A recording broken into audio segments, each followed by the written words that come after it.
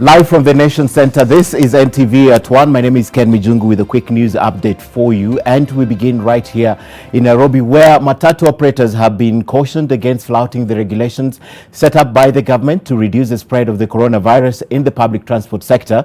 Transport Cabinet Secretary James Macharia has asked the operators to continue disinfecting their vehicles regularly and ensure social distancing is maintained. Speaking while distributing sanitizers to a section of matatu owners in Nairobi, Macharia said the sector plays a huge role in the country, one which cannot be ignored given the number of Kenyans the sector serves daily. The government had last month instructed matatu owners to provide hand sanitizers to all passengers and ensure that the crew alongside commuters wore masks at all times. But a section of the matatu owners have previously decried the directive by the government as very costly. The transport sector accounts for about 90%, the public transport sector, about 90% of all the transportation of people.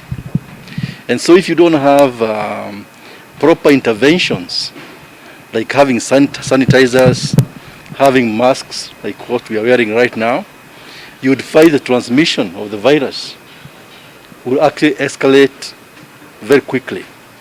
And so today we are very delighted because we have the chairman of the Public Transporters Association, Mr. Edwin Mukambana, to receive these sanitizers on behalf of the 6 other associations. Now, the governors have opposed plans by the national government to reduce allocation to counties in a bid to cushion the counties against the economic impact of the coronavirus. Now, the Council of Governors Chairperson Wycliffe Oparanya says a reduction of funds to the counties will have a negative impact on the regional governments, a majority of which are in a race against time to beat the virus. Speaking in Kakamega, Oparanya says that most counties had already revised their revenue projections downwards, with close to 3/4 of the development projects grinding to a halt. The COG chairperson says the counties could be plunged into much deeper crisis should the virus spread, a matter that could lead to more deaths should the counties lack funds to mitigate the crisis. He spoke after meeting with leaders from Kakamega County on ways of reducing the spread and impact of the virus in Western Kenya.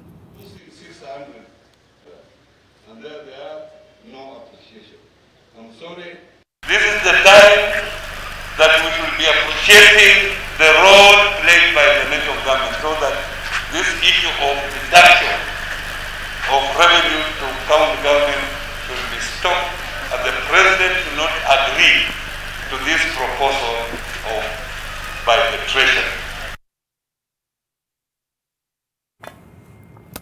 Let's now take you to Carroll County, where the government, in conjunction with the Kenya Medical Research Institute and Walter Reed Project, has unveiled a COVID testing laboratory in that county. Now, the test will be done free of charge, and the lab is expected to test up to 2,000 samples in a day. Speaking during the launch of the laboratory at the Walter Reed Project headquarters, Carroll Governor Paul Chepkwony said the facility will go a long way in boosting a mass testing exercise and support the fight against COVID-19. This facility is also expected to serve the country, the Western Kenya, North Rift, Nyanza, and the entire South Rift regions. The facility is also anticipating to have additional equipment to increase the testing capability of up to 6,000 tests per day. The county health CC, Dr. Shadrach Mutai, revealed that 5 people were being held in various quarantine facilities in the country, and 14 others had been released after they tested negative. This facility, as you've been told, has the capacity to test well over 6,000 samples a day. But to begin with, we have 6,000, we have 2,000 samples per day, which can be done by 2 latest machines, and another 6,000 that can be done by other machines that have been upgraded. This clearly places the country, Kenya, not just Kericho, at a better position to mass screen for COVID-19. Well, that's an encouraging move by the county government of Kericho. Now, health workers continue to receive praises for their commitment and determination in the fight against the COVID-19 pandemic. More than 200 health workers received flowers from the police based in the county of Siaya, led by the county commander, that's Francis Coley. The police say that it was a gesture of appreciation and encouragement for their work. Coley also asked Kenyans countrywide to show their appreciation to the medics who continue to risk their lives to make Kenya a better place. The police also distributed foodstuff to vulnerable families in the county as a way to encourage them to stay at home as a precautionary measure in the fight against the coronavirus. It is the time we are fighting with a pandemic that is invisible, that needs all concerted efforts from all agencies and from all Kenyans. So we chose to go and welcome our medics to what we normally go through, that it is only resilience that will make us win. We went also to celebrate 98 cases that have recovered, to appreciate them to do more, because those are lives saved. Now let's take you to Mombasa, where a bar owner in Migadini, that's in Mombasa County, has been arrested for flouting the curfew rules, among other COVID-19 regulations. She was arrested for selling alcohol at night, despite the government banning the bars and restaurants from operating as usual.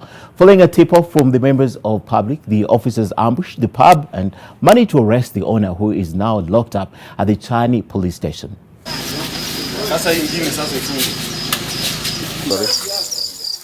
Unajua hali ya kiuchumi iko mbaya, but you cannot put the lives of fellow Kenyans at risk by operating a bar at night. Anaketi nje, customer akija anafungua na mchukulia, anaketi tu nje.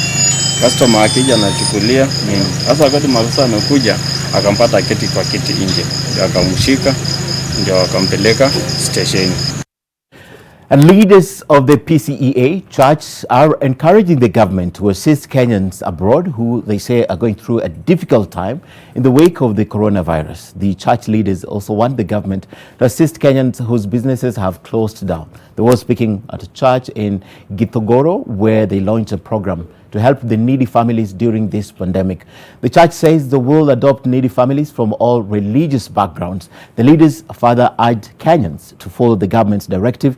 Anyone wishing to donate to a family in need can do so through the church's paybill number, which is 689549, 689549, and the account number is your name. The government to urgently evacuate our people from those countries, as the issue of how they landed there is now a non-issue. If we don't do that, we will have sent a negative signal to the international community that we don't care about our people. And this will have a long-term effect to our people, as they will forever suffer ridicule and humiliation whenever they shall be. Now, the private security sector has joined in the fight against the coronavirus. According to the chairman of the Protective Security Industry Association, Cosmas Mutava, the country has over 700,000 security guards and personnel. According to the association, the security guards are an important arm in the fight against COVID-19. Now, the security personnel were trained on some basics such as proper use of personal protective gear and on how to handle the public while administering their duties during this pandemic. The training is supported by the Kenya Red Cross, Africa Union, and other organizations. Private security are the people in the forefront of every building, every hospital, every industry, and also commercial places. And if these people are infected or affected, everyone in the country will also be affected in a way or the other. We need to learn and respect the fact that they also help us. When we're in trouble, it's them that we run to. When we're in trouble, sometimes we turn the heat on them. And the border point of Moyale still remains a high risk in the spread of COVID-19. According to residents, heightened screening of persons along the Kenya-Ethiopian border, as well as those from the Wajir and Mandera counties, is not enough to curb the spread. This follows new cases reported in Mandera. peke yake wabaki, wengine wanaume tembea mguu. Vijana toka. The government has heightened screening of persons coming into the Marsabit County following increased number of COVID-19 positive cases in Mandera County. The government has increased the number of screening points to 5. However, the porous Kenya-Ethiopia border remains a challenge. Marsabit County Commissioner has reiterated government's commitment in ensuring all undesignated entry points from Wajir and Mandera counties, as well as Ethiopia, are manned in a bid to flatten the curve. Last month, the county government announced the closure of its borders with Mandera and Wajir counties in a bid to control the movement of people and curb the possible spread of coronavirus. And we have been here at our border with Kenya and Ethiopia. We have seen our officers patrolling the Kenya-Ethiopia border, and we want to reassure our residents that we are on high alert. We are going to ensure that every person entering Marsabit County is screened before he or she gets into Marsabit County. Despite government's assurance to man the porous border, concerns have been raised about the Ministry of Health's decision not to include Marsabit as a high-risk county. Health officials at the border town of Moyale are still concerned about the porous border despite the state of emergency in Ethiopia. To curb the movement of Ethiopians into Kenya, authorities are now asking Moyale residents to report illegal aliens. Along the Kenyan-Ethiopian border, there is no activities as we speak. There are very minimal activities. Ethiopia government, they are under a state of emergency, and we want to discourage our residents, our citizens, not to allow any persons from Ethiopia or elsewhere to come to their homes. Meanwhile, Marsabit County Police Commander Steve Olo has dismissed claims that officers were asking for bribes to release those arrested without masks. Yesterday we managed to arrest 15 people, mostly the border riders who were without the mask. So the allegations that people are giving out or people are being forced to give out money, those are sheer rumors. And take it from me, that is the stance as we are talking right now.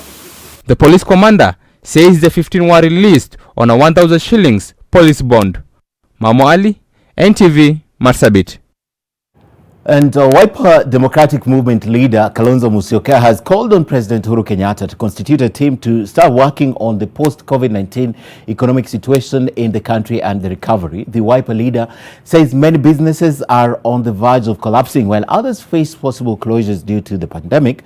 Kalonzo singled out the Juakali sector as one to be prioritized due to the large percentage of Kenyans relying on it. He also urged Parliament to make necessary amendments to the Constituency Development Fund to make it more responsive to harsh times and such emergencies. There are businesses that are going to close within the next 2 weeks. There are businesses that are staring at bankruptcy because they closed in these are small enterprises, small business people closing down. We need to be able to help them. And this is a challenge that I think goes to the president. And I know that they are doing reallocations, as I said, in Parliament. How do we help our Juakali artisans who eke out a living and now find it's difficult even to operate from Gikomba? Right. Hopefully the president is listening. All these sectors need intervention, but he pointed out the most important. Time now for a short break. We are live with Martin Maura from Virunga next. Stay with us. We'll be right back.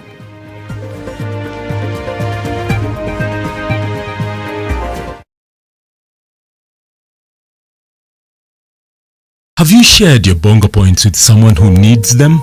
Remember to help a friend or anyone in need to buy food using your bongo points. Stay at home, but still stay together with your loved ones and friends using bongo points. Share your story or video of how you've helped a fellow Kenyan to our FB page NTV Kenya, Twitter page at NTV Kenya, Instagram at NTV Kenya, SMS 20686 or our WhatsApp number 0745 925 002.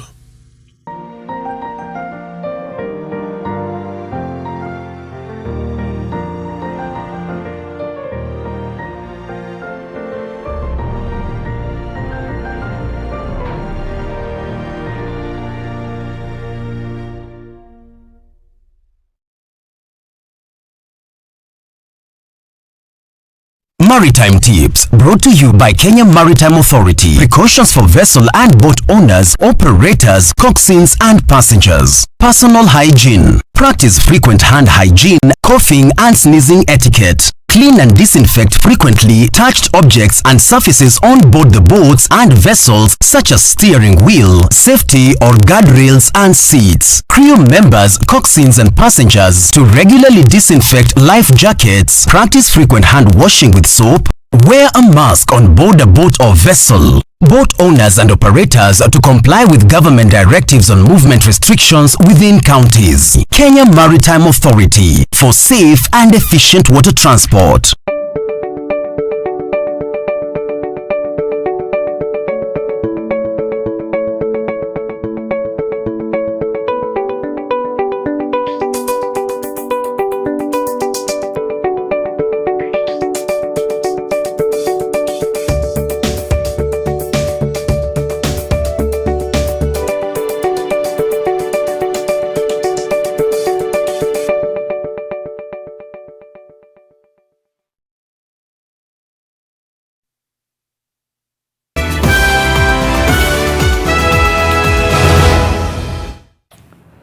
Well, the curfew comes to an end, I think either today or tomorrow, and President Uhuru Kenyatta is expected to make an announcement because it's expected that there could be an extension of this curfew, and even the containment has a few days to go. Today is the 25th. That means the containment, especially for Nairobi, ends in 2 days. For Mombasa, Kilifi and Kwale ends in 4 days. That's on the 29th. So the president is expected to make a statement this afternoon, and we are on standby for that as soon as we have those live pictures and sounds from State House where the president will be speaking. We'll be bringing it to you live. So keep it NTV. You don't have to change the channel because you need to hear this. If at all, you will be free, or the government is moving in even to stem the COVID-19 by putting in some more stringent measures. So that coming up in a few hours or even minutes, we'll bring it to you live right here on NTV. We'll be speaking to Martin Maura also from Virunga. But first, the Kenya Medical Research Institute, that's KEMRI, is now in a position to set up a research center, a hospital and a graduate school at Wamumu area, that's in Mwea sub-county in Kirinyaga County.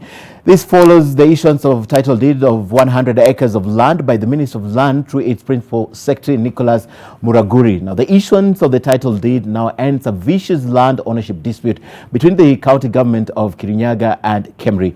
According to Mwea Member of Parliament, Washira Kabinga, the old title deed, which has been under the custody of Kirinyaga County government, has now been rendered null and void.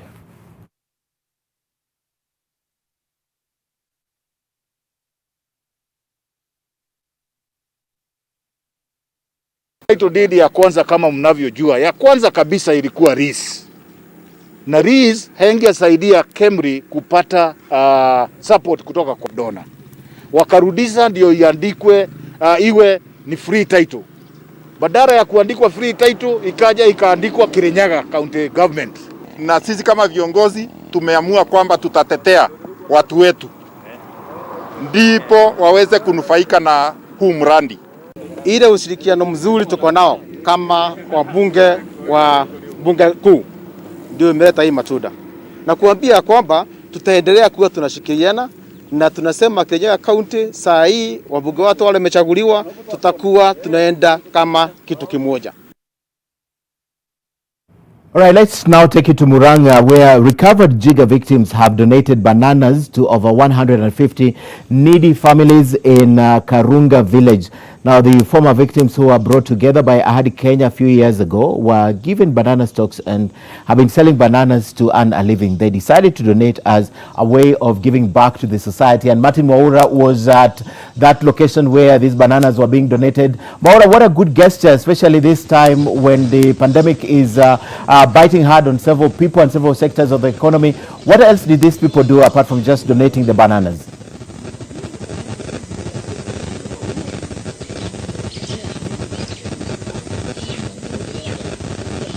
Yes, good afternoon, Ken. As you rightly said, yes, we are coming live from County 021.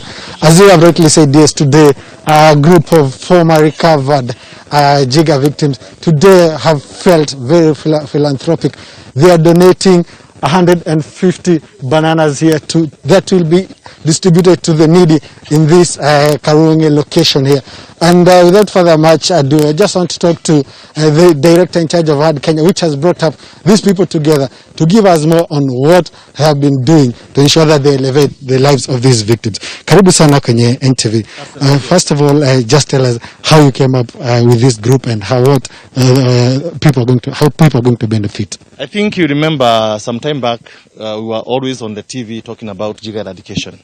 But today is a success story that the people who are previously Jiga infested, those we call Jiga recovered victims, today they are the ones who are actually feeding the people who are hungry because of COVID-19.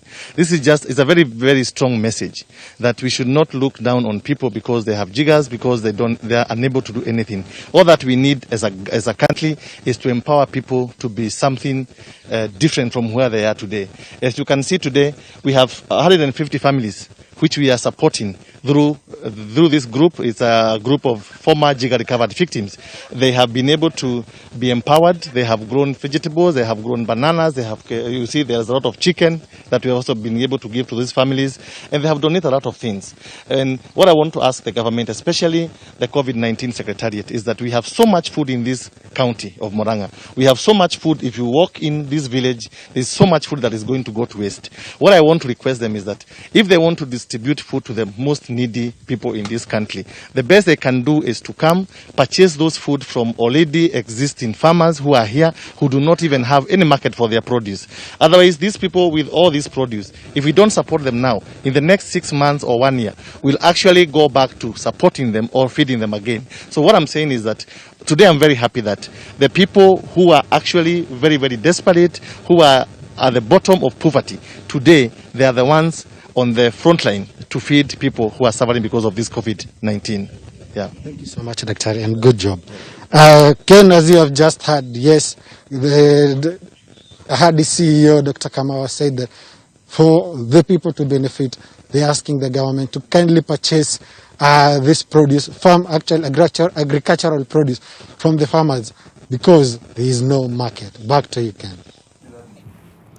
Well, Maura, thank you very much. That's a good gesture from the recovered people there who were supported by HUD Kenya from Jigas donating to the community as a way of giving up. Well, let's remind you of an upcoming event that will be held at State House this afternoon, where President Uhuru Kenyatta is expected to address the nation this afternoon, especially the fact that the curfew is coming to an end. The curfew imposed about a month ago is coming to an end today or late tomorrow, so it is expected that President Kenyatta might be extending this time period or might be giving some stringent measures still in order to curb COVID-19. But so far, the country has done well in trying to contain it. We're waiting for that press conference to be live from State House as soon as President Uhuru Kenyatta is ready and we receive the sounds and the pictures from State House. And also remember the containment order that was made earlier in the month. That was on the 2nd or on the 5th of this month. It's coming to an end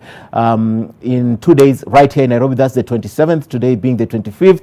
And in Mombasa, Kwale, it's expected, and Kilifi, it's expected to end on the 29th. That's 4 days from today. So possibly the president will be making final or further announcements on this. We are on standby for that for you, so keep it NTV because we'll be showing you this live. All right, let's now move on to the Red Cross Regional Coordinator Hassan Musa, who is urging residents who live in the low-lying areas in Kilifi County to move to higher grounds to escape the effects of severe flooding due to the ongoing heavy rains pounding almost all parts of the country. According to the Red Cross, the county government and they say that River Sabaki, which flows from the Athi River, is likely to break its banks as the heavy rains continue. Now, the areas to be affected are Garashi, Madunguni, and Baricho. According to the Kenya Met Department, rainfall is expected to continue over several parts of the country. Last year, over 1,000 people were displaced in Malindi and Magarini constituencies.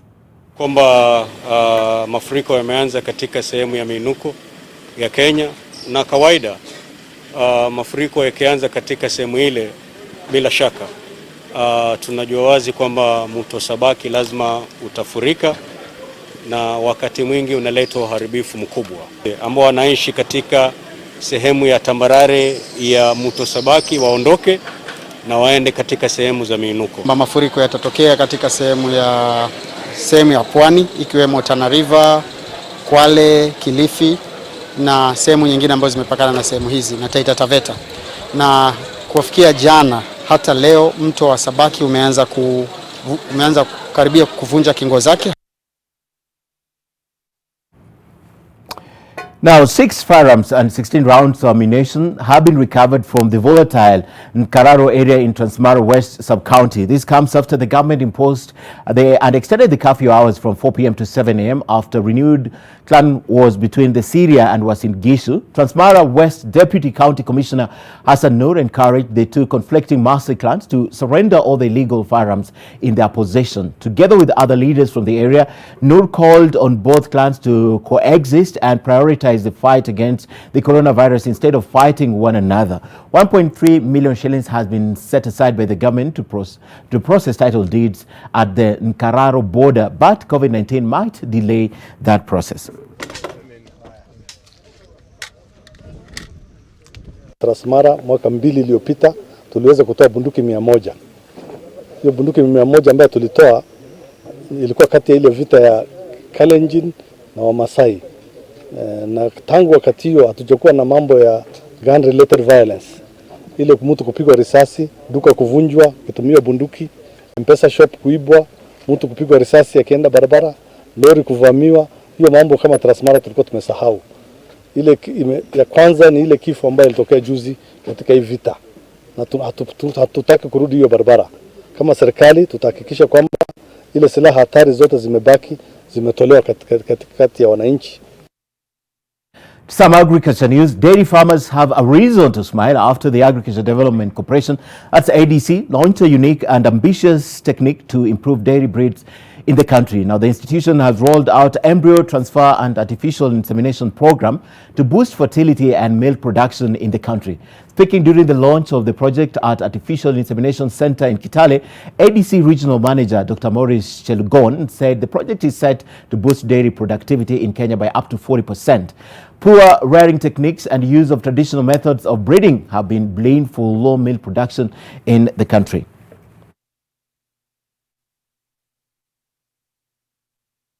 Embryo transfer technology is a situation whereby the best quality dairy animals in terms of milk production is given a chance, instead of giving a single calf, is given a chance to have multiple calves. The technique itself involves use of hormones to challenge the ovaries so that instead of getting single eggs, we get multiple eggs. Interesting. Let's cross the borders now. The United Nations joined forces with world leaders and the private sector on an initiative to speed up development of COVID-19 vaccine and treatment and ensure equal access for all. The event was co-hosted by French President Emmanuel Macron, European Commission Chief Ursula von der Leyen, and Melinda Gates of the Bill and Melinda Gates Foundation, and it included UN Chief Antonio Guterres as a speaker, as well as global leaders like German Chancellor Angela Merkel and South Africa President Cyril Ramaphosa. Conspicuously absent were leaders from China, where the novel coronavirus first surfaced late last year, and from the United States. The country currently hardest hit by the pandemic, with nearly 50,000 dead and close to 900,000 infected so far. On the 4th of May, we will launch a global pledging effort. On that day, we will also announce next milestones of a global campaign. This campaign is to kick off an ongoing rolling replenishment.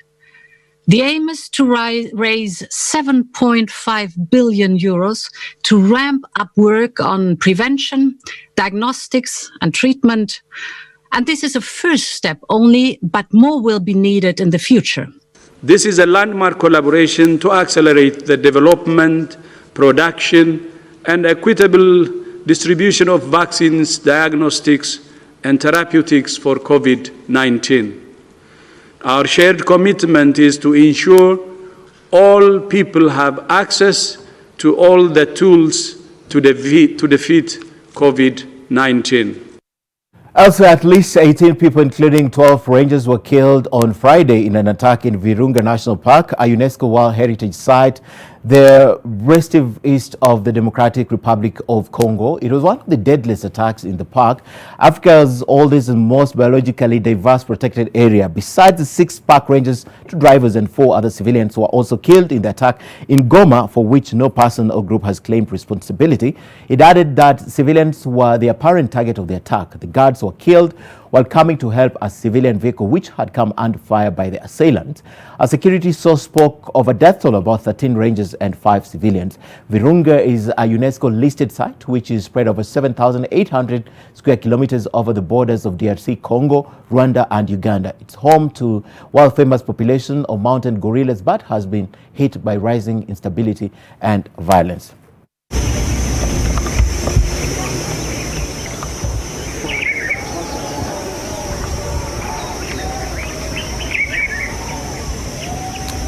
And because of Virunga, this is a funny fact, the Democratic Republic of Congo actually has 2 time zones, 7,000